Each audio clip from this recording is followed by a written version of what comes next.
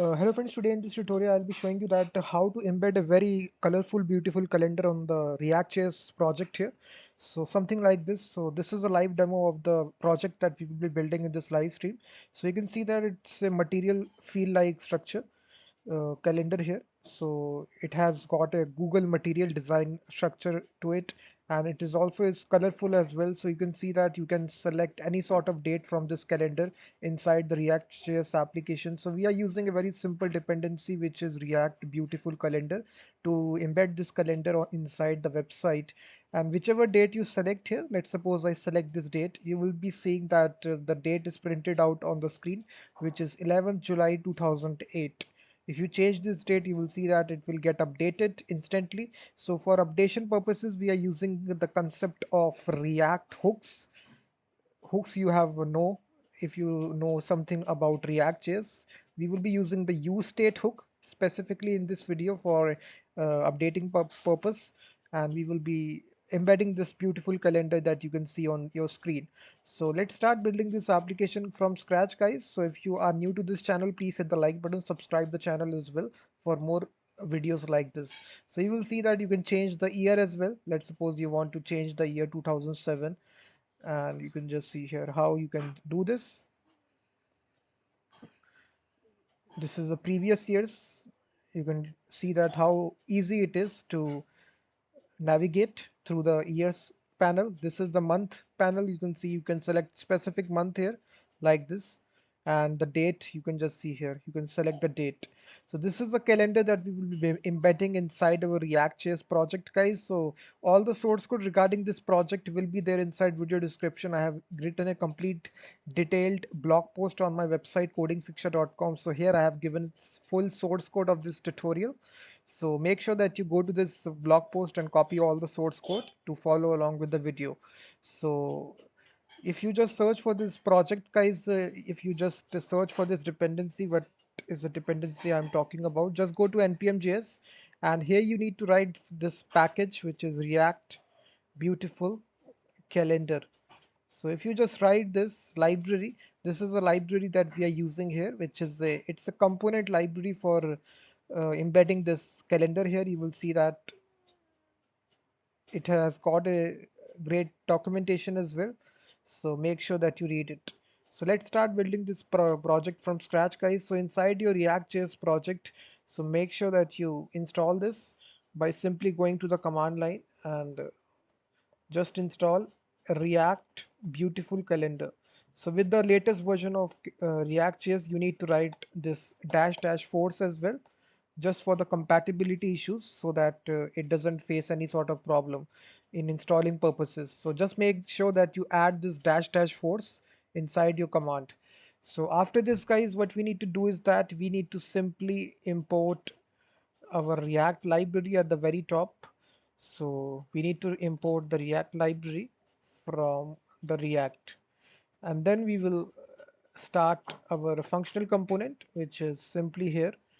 We will have a simple div which will say hello world, and then we will export this component, export default app. So this is just a boilerplate React.js code. So if you want to now start this application, you can just type npm start.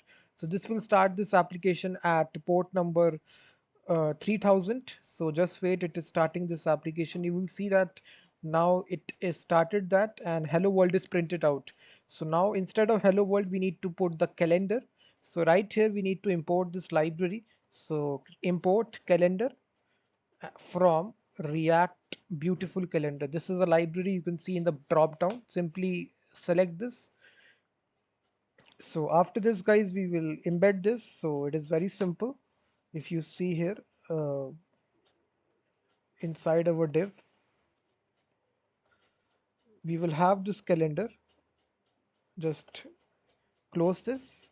So now basically you will see that with just this line of code here, this we are embedded this whole calendar here. You will see that this is a fully functional calendar. You can select any dates of your choice, and it's a very colorful calendar as well. It has got a feel of Google material design feel to it.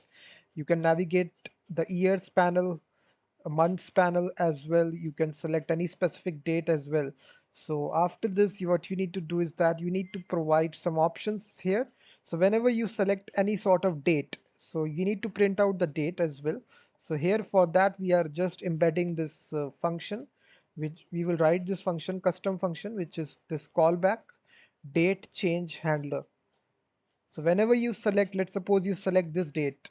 So we need to define this function, so which will display the actual date which is selected by the user. So right here, if you see here, we need to write this function. So const date change handler, and inside this guys, this will have a array, and it will contain the actual date, actual month, and actual year which is selected by the user. So basically it will hold all these three things so that you can display it on the screen. So basically this will be a arrow function. And now basically if you just console log the date, console log the month, and console log the year, you will get all these three things which is selected by the user in the browser console. So if I select any particular date, go to the console, you will see that the date is 2, month is June, which is 6, and the year is 2022. If I change this to 2007 and now select a date, you will see that.